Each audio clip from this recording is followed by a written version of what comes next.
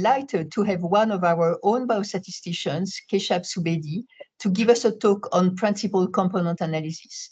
This is a topic that I've wanted to learn about for a long time, so I'm pretty excited.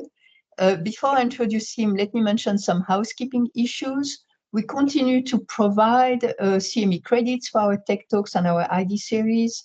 We will distribute the information via email to those who registered for today's event, but if you have not registered yet, you can still obtain CME code information from Deborah Rees, and Deborah will post her email address in the chat box today. We have so the next presentations will be June 6th, another tech talk from Zugwei Zhang, who is also one of our biostatisticians. We'll talk about multivariate analysis, so you do not want to miss it. It's on June 6th, it's a Thursday at noon. And then we will have an ID series on June 25th, and that will be a Tuesday at noon.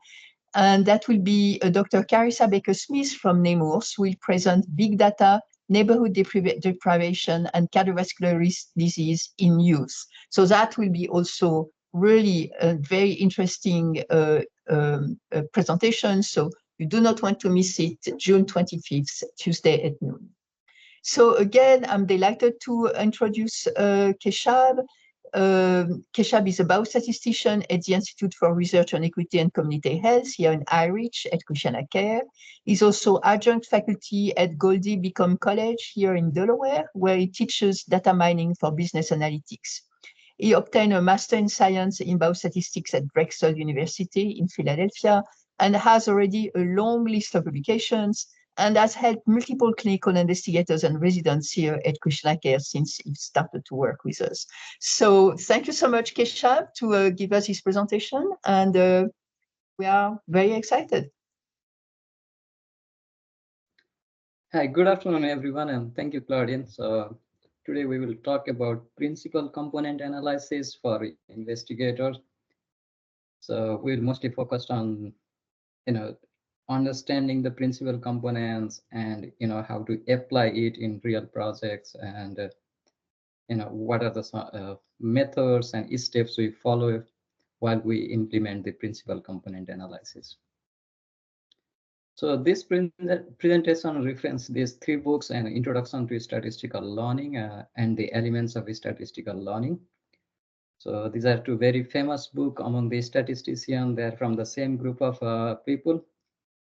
And the another one I follow is the Practical Guide to Principal Component Methods in R. So it gives lots of R course and how you implement this kind of methods in R. So basically, principal component analysis, it's a dimension reduction technique, and it's a data exploration technique. So we have to define what dimensionality is. It's in simple algebra, we define dimensionality as the size of the matrix. It's a n by p matrix. The dimensionality would be n by p.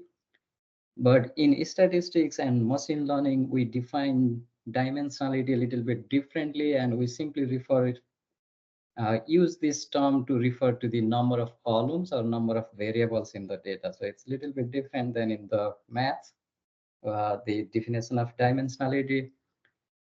And we always hear about this high dimensional data and big data things, and they are a little bit different concepts. So high dimensional data, it's rather a subjective concept. You have a lot of columns, and that's mostly when you deal with genetic data, or even in our electronic health records, we have a lot of columns, a lot of variables. And the dimensionality becomes problem in many cases. And when you are fitting a model, you either a statistical model or a predictive model.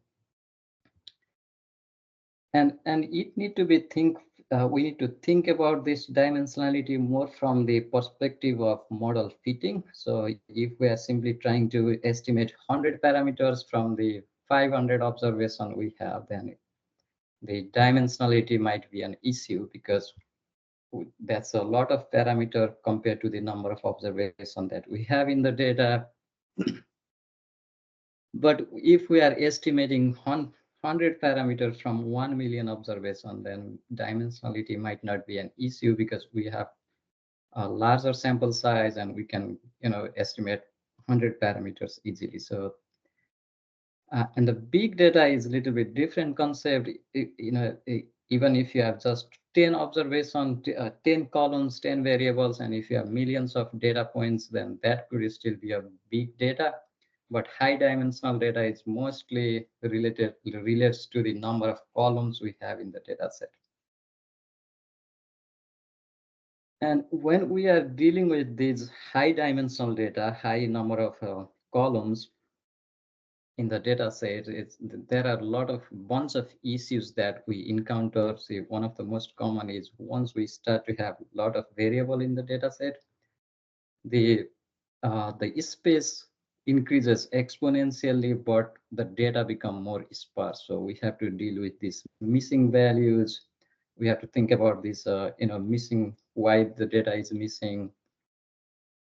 Another problem we encounter is, many times these variables are correlated, and we have to have a way to handle them before we fit the model.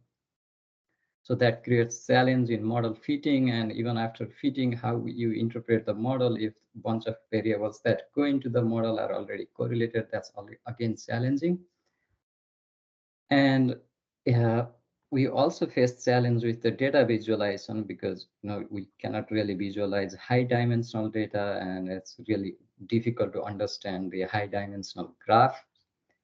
And in terms of cost of computation and model deployment, if we are really trying to fit a practical model and deploy it, then it takes high cost in terms of computational power and deployment. So these things are collectively, we refer them as a cost of dimensionality in data mining and machine learning. So every time we deal with this kind of projects, even in simple clinical studies or in the bigger data mining project, we have to have some form of dimension reduction techniques, and we must follow these two approaches. One is simple feature selection, and we select a subset of original variable based on our different approaches. Like sometimes we can, in a clinical study, we think about which variables are important from the clinical perspective, from the literature.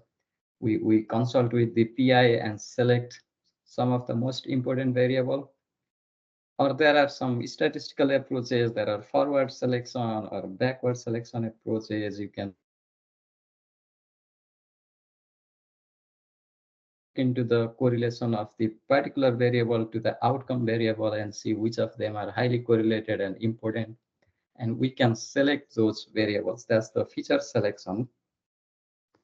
And the feature selection always takes the outcome, the target that we are trying to predict or model into the consideration. So we always want to have those features which are important to predict the target, the outcome.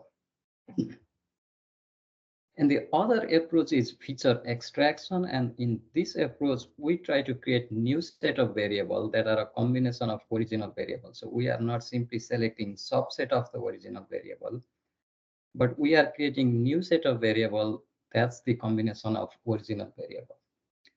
And while doing so, we want to capture as much of the information as possible in the original variable. And unlike the feature selection, in feature extraction, we don't consider the relationship to the outcome. So we ignore the outcome. We look into this predictor space and try to capture as much information as possible in those predictors. So we have to, because the feature extraction, the idea of the feature extraction is getting the lower number of features, reducing the dimension while capturing as much information as possible in the data. We have to define this information, right? And again, when it comes to the how much information our data set has, we have two approaches to think about the information. The first is information in relation to the target variable. So basically how predictive particular variable is in relation to predicting a target variable. So very simple, we use this Gini index, we use entropy in some of the decision trees, and we create this variable important matrix. So that's one of the information. For example, the Gini index measures the impurity of set of data when we split the data based on particular variable, and it could range from 0, that would be perfect homogeneity, so we are perfectly splitting the data into two classes, or it could be 1, so it's totally random. For example, if we think about modeling diabetes, yes or no, with simply one variable, gender, male and female, and if all the males have diabetes and all the females don't have diabetes, then splitting on gender will result in zero impurity, right? We perfectly fit a model there. And so gender will be very, very informative. But if 50% males have diabetes and 50% females have diabetes, then the gender information really not contributing to the prediction. So that would be less informative. So that's the one way to think about the information a particular variable or a data contains. And the other approach to think about the information in the data is its absolute information, irrespective of the target or the outcome variable. So if we simply ignore the target variable, the outcome variable, how much information does a variable or a data set have? And there is a simple way that we can quantify that information, and that's the variance. So variance is the measure of the amount of information in a variable. And if particular variable has high variance, we say it has more information. And if it has very low variance, there is low information.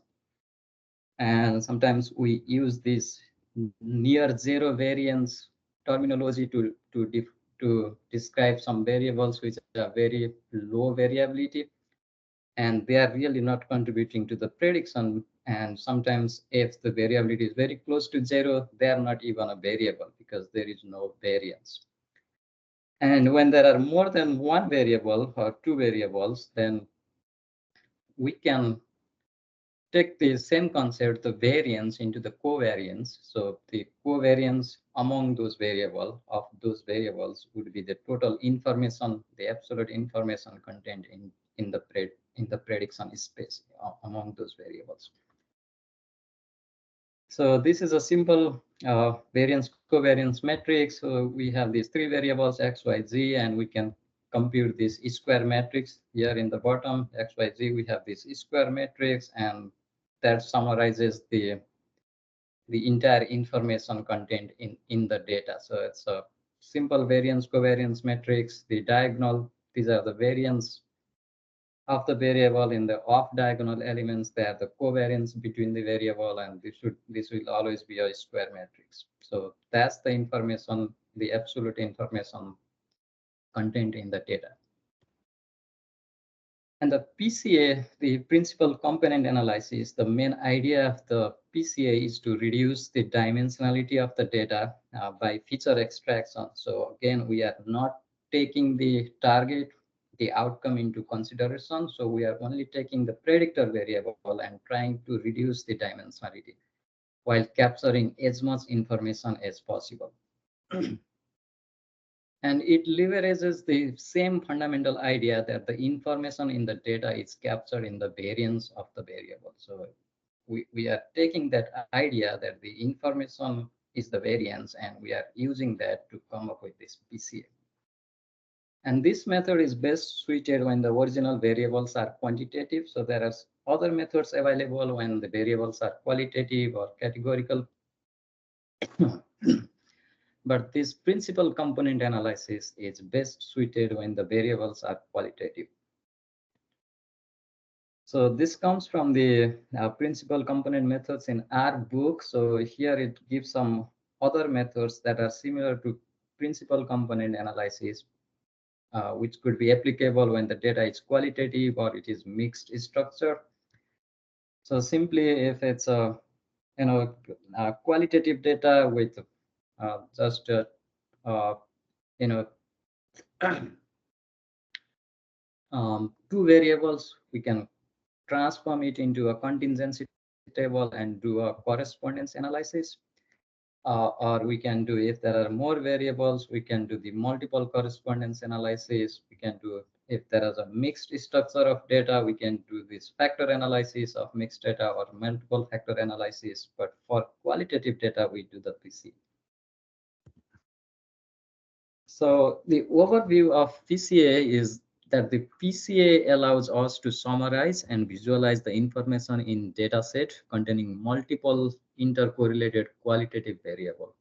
So quantitative variables. So when the variables are numerical variable and they're correlated, we can use PCA to summarize the information in those variables. And the information from the data, the original data is extracted in terms of new set of variables, and which are called principal components. The new variables corresponds to the linear combination of original variables. So we are simply transforming the original variable into new combinations, and we call them principal component. And the number of variables, the number of new variables, which we call principal component, is less than or equal to the number of original variable. It could be, we can theoretically get, as many original variable, as many principal component as the original variable, as the number of original variable, but that will not serve the purpose of dimension reduction because we are still having the same number of components. But at the max, we can have as many principal components as the original variable. And the new variables, the principal components, are orthogonal to each other, and they are uncorrelated. So if you imagine this high dimensional space, these principal components are going in 90-degree to each other. So they are in this, they are orthogonal to each other. So we are essentially removing correlation between the variables. And sometimes, even if you don't reduce the number of features, the property that we are eliminating the correlation could be helpful, especially in predictive modeling, because that is related to overfitting, and we can handle those overfitting by removing this correlation between the variable. And the first principal component captures the most information in the data. Second principal component captures the second most information, and so on. So it goes on, the amount of information captured in the principal component goes on decreasing as we increase the number of components. So here we have this simple visual representation of the data. So let's say we have simple two variables, X and Y variable. In the plot one, you can see there it's a kind of basic scatter plot. So we represented them, we plotted them in X and Y coordinate. And we can see that there is a huge variance along the red line, and there is the second most variance along the blue line. So there is, the variance is going in two directions because there are two variables. And the idea of the principal component is we can simply rotate this data, right? So if we ignore the original values, we can rotate this data so that the first line, the direction along the highest variance, the PC1, would be your x-axis, and the direction along the PC2 that captures the second most variance would be our y-axis. So we can rotate and transform this data into a two-dimensional space. So x-axis along the line, along the direction of maximum variance, and y-axis along the direction of next maximum variance.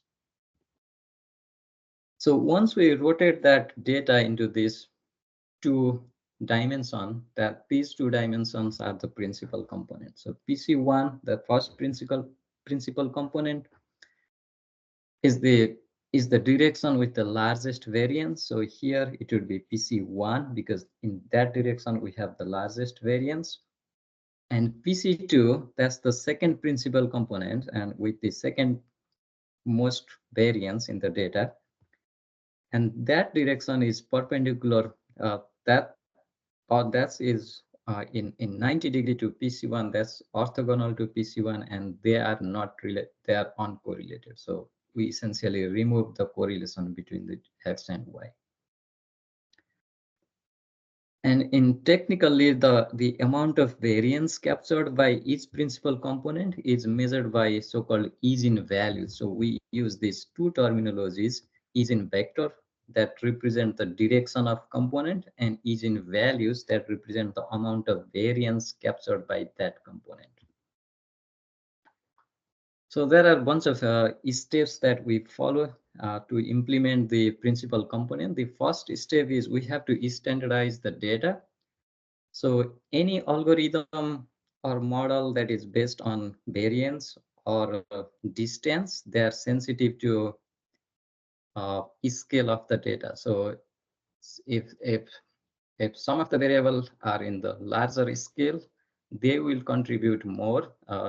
So we have to be careful about that. So any model that is based on variance and distance, we have to scale the data. So there are models like clustering models, nearest neighbor clustering, or support vector machine, and PCA. These two are based on distances, and PCA is based on variance. So we have to standardize the data. And there are two common approaches for data standardization. One is mean centering. So we get the raw distance from the mean. So we essentially make the mean of 0. And we calculate the distance from mean to each data point. So that will be the raw distance. Another is simply the G-score. That's again the distance from the mean, but in terms of standard deviation. So it simply measures how many standard deviation away the data point is from the mean. And R, the statistical software R, has inbuilt function scale to standardize the data. So it's pretty easy to implement standardization. And the next step, once we standardize the data, is calculate the covariance matrix. So it's simply a variance covariance matrix. The diagonals are the variance, and the off diagonal elements are the covariance between the data between the variables. And it would be a square matrix. So we can calculate this matrix in any software pretty much easily.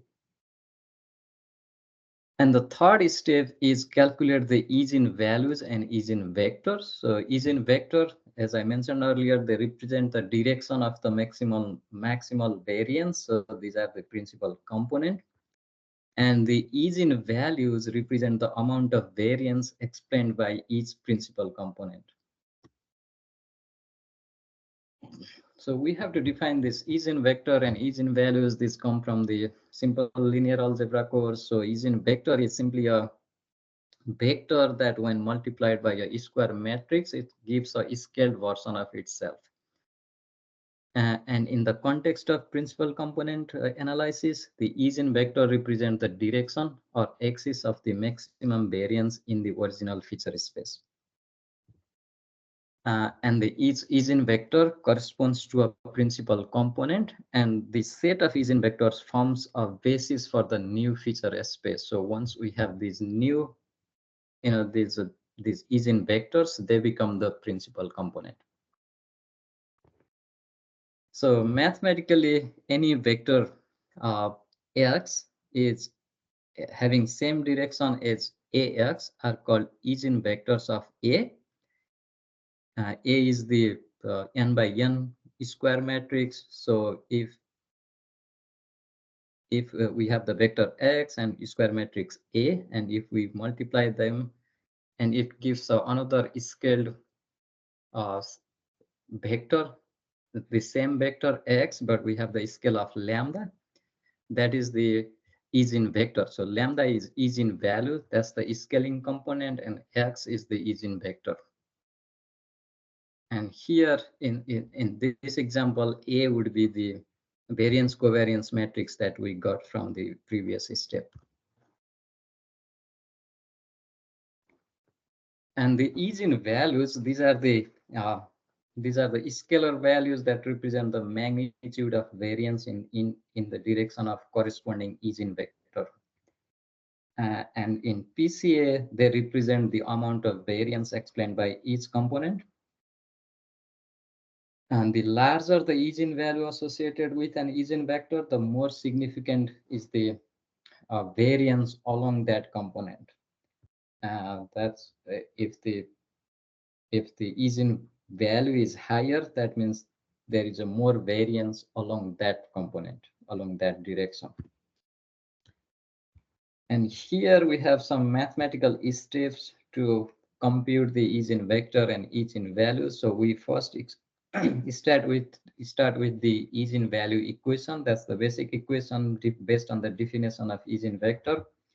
So any square metric A multiplied by any Eigen vector, any vector, that gives the scaled vector itself, the same scale vector. So here we'll have Ax equals lambda Ax. That's the beginning point. That's the definition of Eigen vector. And we have to do a transformation such that we simply rearrange this equation so that it equals 0, and we solve for that equation.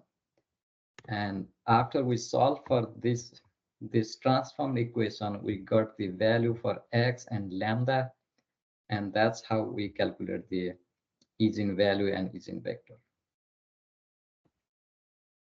So once we get these Eigen values and Eigen vectors, the Eigen vectors are sorted based on their corresponding Eigen values in descending order. So we have the ordered list of the components based on their corresponding Eigen values. So the Eigen vector with the highest Eigen value is the first principal component, and the Eigen vector with the second highest Eigen value is the second principal component, and so on. So we might have as many principal components as many as the number of original variables.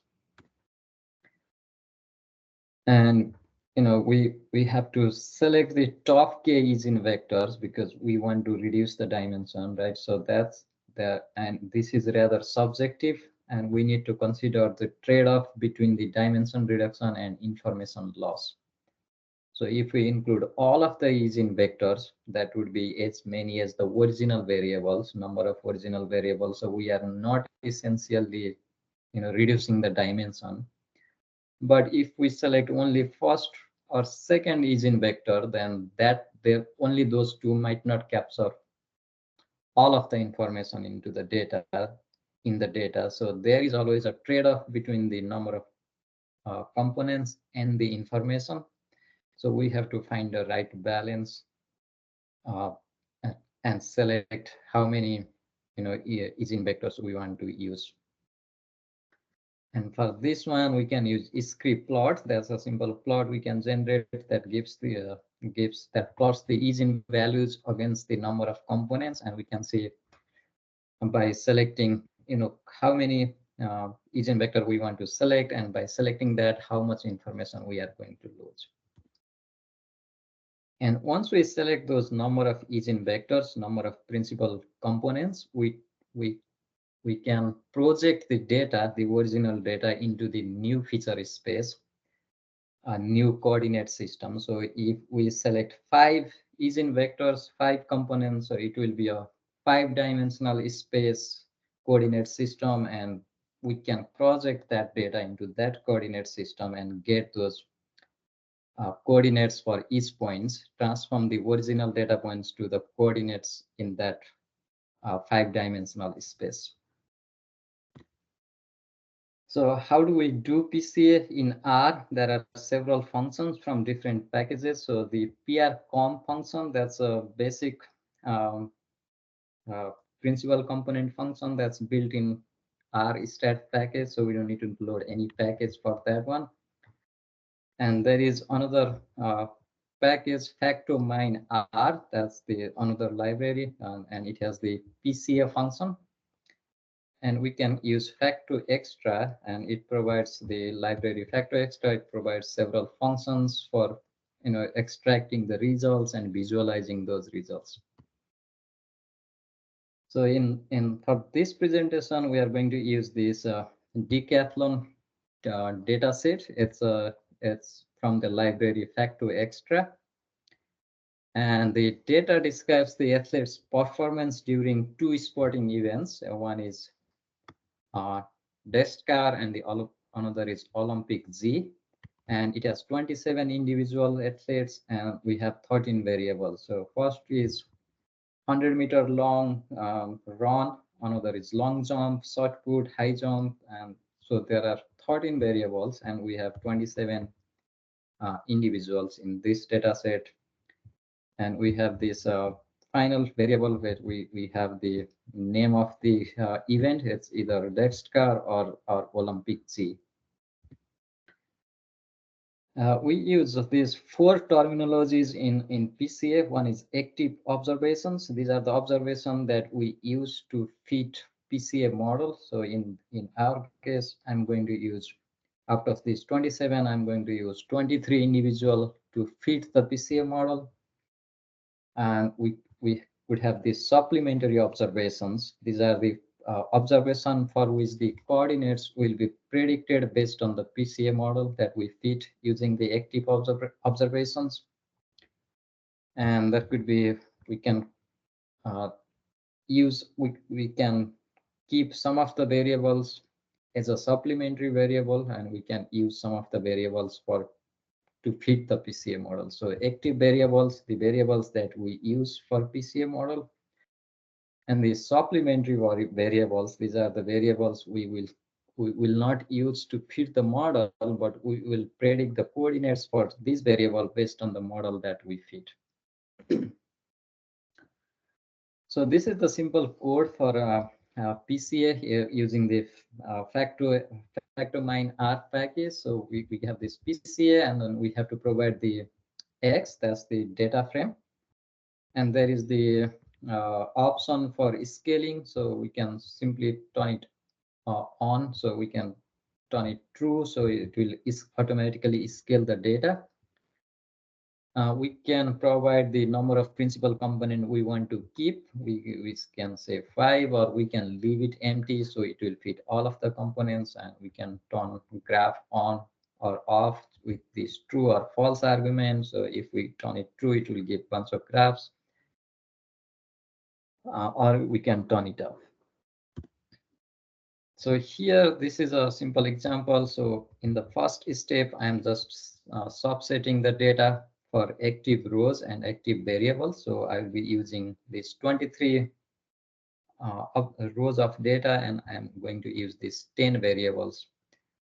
And this looks like this. Here, this is the simple snapshot of data. Here we have these 4 people, and these are the variables here. And in the code here, I'm fitting the same PCA model with the factomine-R package. So once we feed this model, the PCA result, it gives a bunch of output, and you can see we get the EIG. That's the ease in values that we talk about. That's most important in principal component analysis. We got this variable results for the variable. We get the coordinates for the variable. We got the correlation between variables and dimensions. We got this cost squared for the variable. We got the contribution of the variables, and we also get the results for the individual variables, and a bunch of other metrics that are useful to explore the relationship between the variables themselves and the relationship between the variable and the components. So, and also there are different functions available in factoextra package for visualization. So if we simply use get ease in value, that will extract the ease in values or the variance of the principal components. We can use this fbees underscore eig to visualize the ease-in values. We can use this get PCA for individual that extract the results for the individual and variable respectively. And we can use this fviz argument to visualize results for either individual or for the variables. So again, the ease-in values that represent the amount of variance explained by each principal component.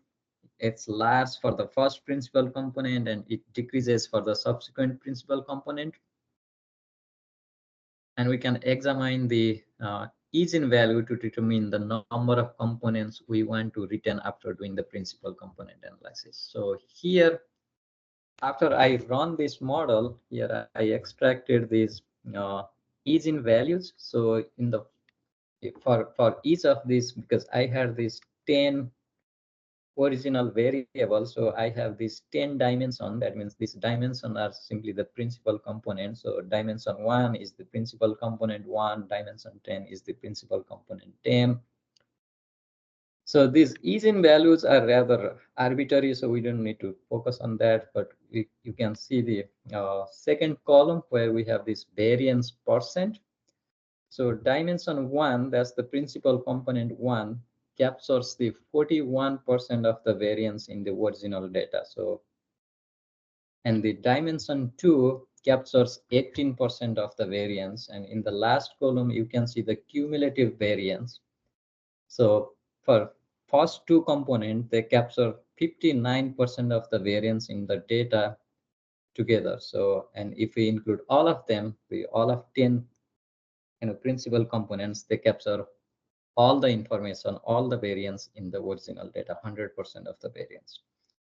So basically what we see here is if we just select dimension 1 and dimension 2, these two principal components, we are still capturing almost around 60% of the information in the original data, original 10 variables.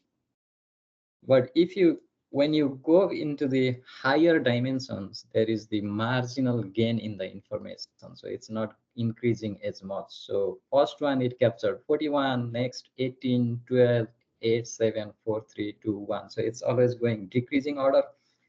So there's going to be a trade-off. So if I select only 3 dimension, I'm going to capture 72% of the information. But if I go for 9 dimension, I will capture 98% of the information. But there is a trade-off. I have a lot of components, but again, I'm able to capture more information. But if I select only few components, then I'm only capturing less information. So we need to have that balance between how many components we want and how much variance that will explain.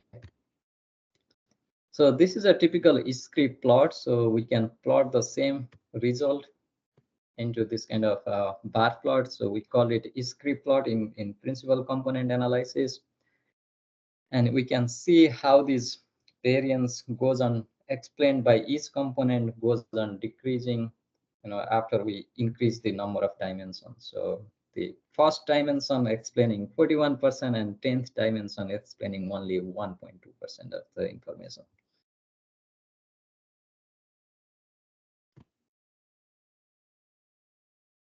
So we can extract the results for each variable using the get PCA var function from the same package.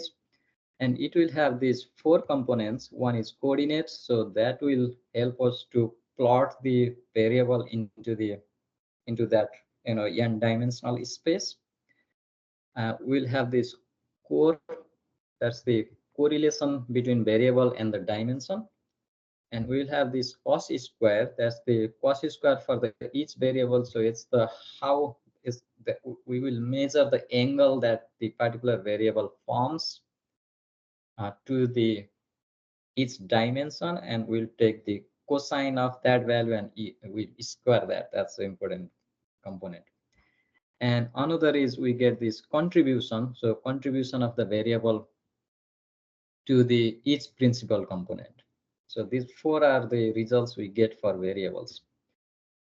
Next one, we use this correlation circle. This is to explore the relationship between the variables and the principal component. So here, this is a typical correlation circle here, you can see, and in this circle, we only have dimension 1 and dimension 2. In the x-axis, we have dimension 1, and in the y-axis, we have this dimension 2. And these vector, these lines, they represent the each variable in the original data. And so if they are closer together, if they are going into the same direction and closer together, they are correlated, they are positively correlated. So we can see the javelin, long jump, and shot put. These are positively correlated. And if the direction is in the opposite quadrant, then that's a negative correlation. So we can see the 400-meter run and high jump, they are negatively correlated. And we can see this 100-meter run and 100-meter hurdle run, they are positively correlated. They are going into the same direction, but they are negatively correlated with javelin and long jump. And the other thing that this correlation circle shows is the distance between variable and the origin. And that measures the quality of variable on the factor map. So variables that are away from the origin are well represented in the factor map. That means we have this two-dimensional map, right? So we capture the information into dimension 1 and dimension 2, but how much of the information in the each variable is actually represented by these two dimensions. That is given by the length of these vectors. So some of them, they are going pretty close to circumference, right, of the circle, and some of them only going to the center. So if they are touching the outer boundary, the circumference of the circle, that means they are completely captured. The information in those variables is totally captured by these dimensions. But if they are closer to the center, the origin, then they are not well represented by this dimension. So here, none of them are touching the circumference. So, the only the two dimension is not capturing all the information in any of the variable. Maybe we need 3 dimensions or 4 dimensions. But for some of the variables like long jump, it's pretty much most of the information is captured by these two principal components. But that's not the case for javelin. And the other thing, the pretty similar to the correlation circle, we can create this biplot. Again, here we have this two-dimension, the principal component 1, that's in the axis 1, and principal component 2 in y-axis. And the vectors, the blue vector line, they represent the variable, and the dots represent the individual. And the angle between the vector and the direction, the components are the dimension x and dimension y, that represents the correlation between those variable and the dimension. And among the variable, the angle between those variables, that represents the correlation. So if they are overlapping, there is the perfect correlation, right? And we calculate that correlation using the cosine function. We take the cosine of the angle and we square them. So anything, if it's close to 0, that means overlapping, or if it's perfectly going into the opposite direction, that would be the angle of 180 degree. We take the cosine, cosine of 0 is 1, cosine of 180 is again -1. So we square them, and again it will give you the perfect correlation, because when we square that, it will be 1.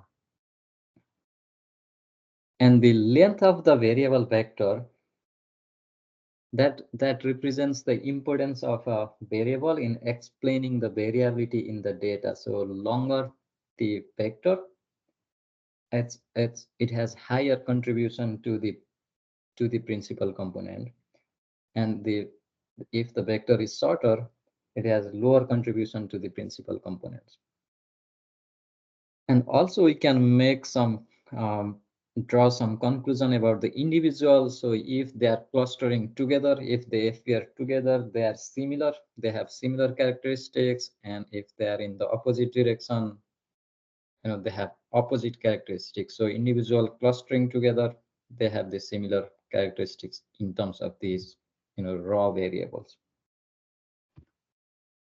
So we use these two terminologies. One is quality of representation and another is contribution. So quality of representation is how well the given principal component represents a particular variable, and it is measured by the squared cosine of the angle between variable and the component.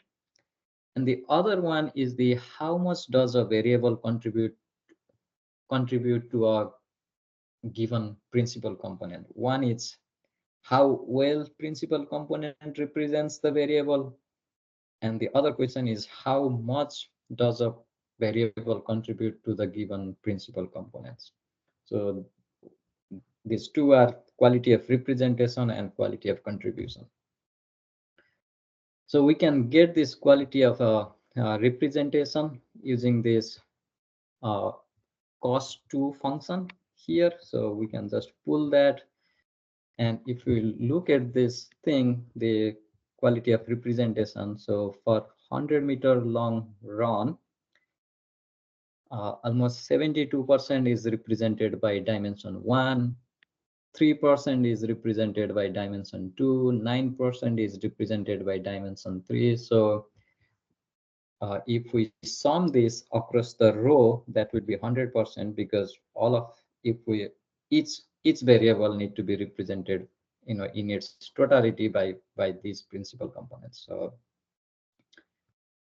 again, for long jump, we have this first principal component that represents the 63% of the variance, but the dimension 2, it represents only 7%. And this table, it will sum up to 100 in row wise, but it will not sum to 100 column wise, because dimension will represent different proportion for different variable. So again, this we can visualize this quality of representation using this cos2. It's again the same correlation circle, and we have this color coding here. So the color blue, the green, that represents the lower cos squared cosine value. That's the low quality of representation, so it will not go to the circumference. But if it's a high cosine value, high representation, it will in the visual graphics, in the quality of representation circle, it will go closer to the circumference. We can simply get this bar plot showing the quality of representation. So we can see for this in this 2 dimension, the quality of representation is highest for 100-meter long run, followed by the long jump, and it's lowest for javelin. So that's what we see in this correlation circle, and that's the same information here in this bar plot as well. And the next is contribution of the variable to the PC. So that's basically how much does a variable contribute to a given principal components.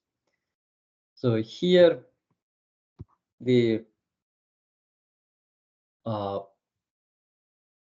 for the 100-meter long run, it contributes 17% to the dimension 1, and just 1.75% to dimension 2, and 7.33% to dimension 3, and so on. So if we include all of the dimensions, that will again add up to the 100, because it has to contribute 100%, right? So it is again going to be 100 across the row, but not across the column here. So we can visualize the same information. So this one for the contribution of the variable to the first principal component. So highest contribution is coming from the 100-meter long run, and followed by the long jump, and the lowest is coming from 1500-meter long run. And this is for the contribution of variable for dimension 2. In the y-axis, we can see the percentage contribution, and in the x-axis, these are the different original variables. So highest for the dimension 2, the highest contribution is coming from the pole vault, followed by the 1500-meter long run. So we talked about these supplementary variables and supplementary observations. So we can predict the coordinates for the supplementary variables, the correlation and the cosine. These are the three parameters for variables. One is coordinate, another is correlation with the principal component, and the third one is the cos2, that's the contribution. So we can simply use the same PCA function, but we have to have this ind.sup, that's the supplemental individual, and quantitative.sup, these are the quantitative supplemental variable, and quali.sup, these are the qualitative supplemental variables. And if we define them, we can get this prediction for the supplemental quantitative variable. And here we did the same thing. We use the we fit the model, but we have this additional command here to define this supplementary variable and individual, and we extracted the results for the supplementary quantitative variables. And we can plot the same thing, the variables, based on the predicted parameters. So we got those three parameters, and we can create the same correlation circle, but here in this blue, we can see this rank and points. And these are the supplemental variables that we did not use originally in the PCA, in fitting the PCA, but instead we predicted them based on the model. And here, this is predicting for supplementary observations. So we can use this same thing. We fit the model, and we can pull this with ind.sup, that's the supplemental individuals. And the results here will be simply the coordinates in 5-dimensional space. So we can put each individual in that 5-dimensional space after we fit that model.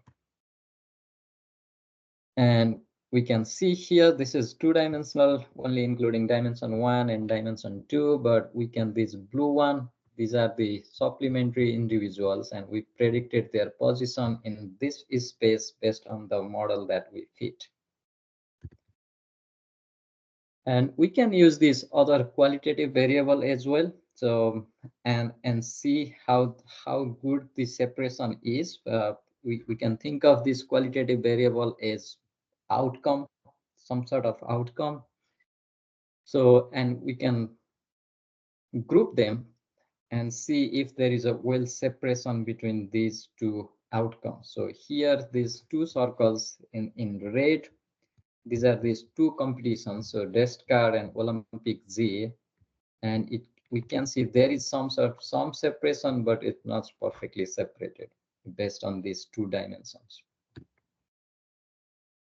So here is the simple use case for using principal component for prediction. So when the predictor variable are highly correlated, we can use principal component instead of original variable to make predictions.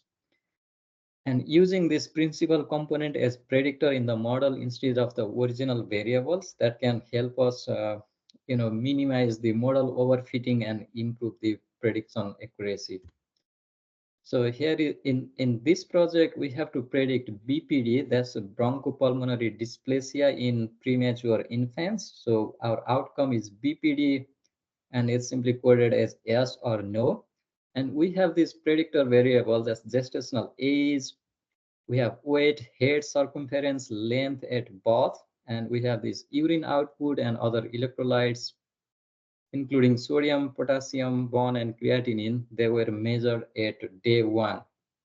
And we can see they might be highly correlated with each other, and it will create a lot of problem if we simply use them to make the prediction.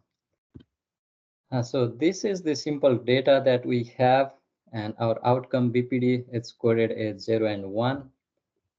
And if you look into this correlation matrix for predictor variable, it's expected this gestational age, weight, head circumference, length, they're highly positively correlated. And interestingly, they are negatively correlated with sodium at day 1. And the sodium and potassium, they are again positively correlated. So big picture, they are correlated. These are highly correlated with each other.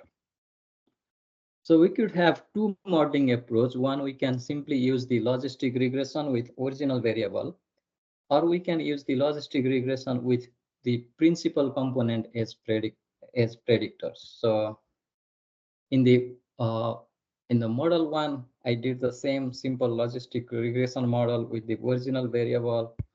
This is the R code. I use the caret package, and we fit a simple logistic model to make a prediction. We split the data 20% for testing, and we fit the model in 80%. And in the second approach, we fit the logistic regression with PCs, the principal components. So first, I fit this principal component model, and you can see here the eigenvalues. Values. So if the first dimension, it's capturing around 34% of the variance. Dimension 2, it's capturing 16% of the variance. So I think I'm going to use 7 principal components. So that will capture 97% of the variance. And the good news is once we use this principal component, they are not correlated with each other. They are going in orthogonal direction to each other, so we don't need to worry about multicollinearity here. And this is the simple biplot that I show here, and we can simply see when using this dimension 1 and dimension 2 how good is the separation for BPD. And we can see there's a lot of overlap, so there is not good separation here, but still we can use principal components instead of the original variable. So to fit the model with principal component, the first step would be fitting the principal component model and extracting the coordinates for how many principal components you select, and building a new data set with the principal component. So here, this is a bunch of code that shows how you fit the model. You extract this. Here, I extracted this 7 principal components, and I merged with the original BPD outcome to make the new data, PC data, that's the principal component data. And I'm going to use this data to make the prediction. And here, again, very similar model. We split the data 20% for testing, 80% for training. We fit the same logistic regression model using this caret package, and we use the 10-fold cross validation, and same. Everything is same, but only difference is we are using principal components, 7 principal components instead of the raw variable. And here, I'm simply extracting some of the performance metrics, the confusion metrics here, and I will use the model accuracy to compare these two models. So first one, the model 1, where I use the regular logistic regression model. I have very high training accuracy. That's a 73% training accuracy. But that doesn't mean anything because my testing accuracy is only 56%. And this shows a classic example of overfitting. The difference is almost 17% in training and testing accuracy. So I did very well in training, but in testing data, it's not performing that well.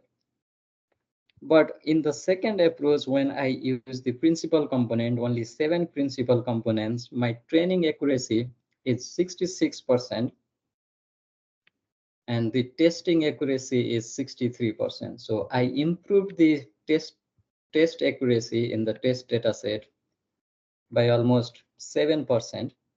And I also minimize the overfitting in the logistic regression with the principal components. There is not much difference in accuracy between training and testing. There's only 3%. Previously, with the original variable, we have 17% difference. So the takeaway here is we can use this kind of method in our regular work using the electronic health record data in clinical studies to explore the variable, to understand the relationship between variable, and to reduce the dimensionality of the data. And the principal component analysis, the major benefit is it helps in reducing multicollinearity and overfitting in the model. The catch here is we lose the interpretability of the model. So once we go from the raw variable to this principal components, we cannot map them back to the original variable. So that's the catch here. But if the goal is only making the prediction, that should not be the problem. So that's all I have. So if you have any question, now is the time.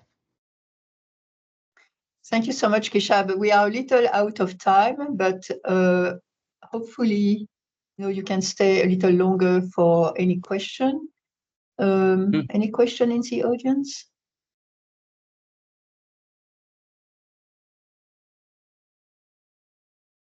Well, I have questions, but if anyone else, all right. So do you think? I mean, very often we are confronted with this issue of a lot of variables and how to choose the variables, and if we want to do a modeling, if we want to do some modeling. So do you think that's a method that we could use all the time, or we could use more often than we do? I mean, I understand the issues, your point number 3, where it's really difficult then to interpret the model. But if we use this method to determine the association between each variables, could we then put in a model, the variables that we find are not associated without putting the principal components? Do you see what I mean? I like the little circles that you showed with the arrows. I'm sorry, the vectors. And there you can see which variables are the most correlated, right? Associated. And yes, whether they are.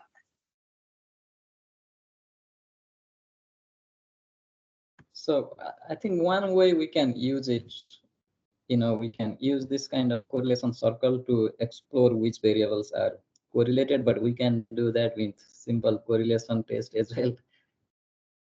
But I think the value would come from if the goal is making a prediction model, Claudine, and if there are bunch of variables that are highly correlated, we can use this technique.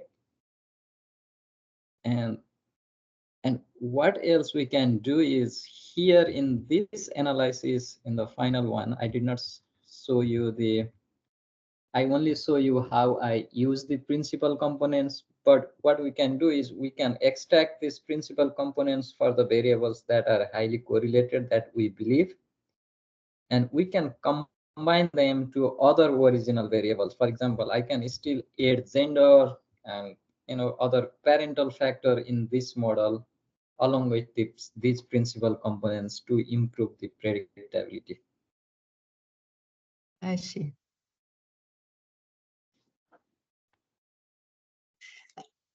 And so, and do you have a minimum number of observation, that is necessary to apply this the principal component analysis technique? I mean, do you need really large, huge data sets, or can you do it with, middle-sized data sets, smaller data sets? So technically, you should be able to do it as long as you are able to calculate the covariance matrix, Claudine. So as long as you can establish this first covariance matrix, you are good to do it technically. But if you have very few data points, then this covariance itself is how representative of the true population data. That might be a problem, but technically we can do it. Okay. All right. Any other question?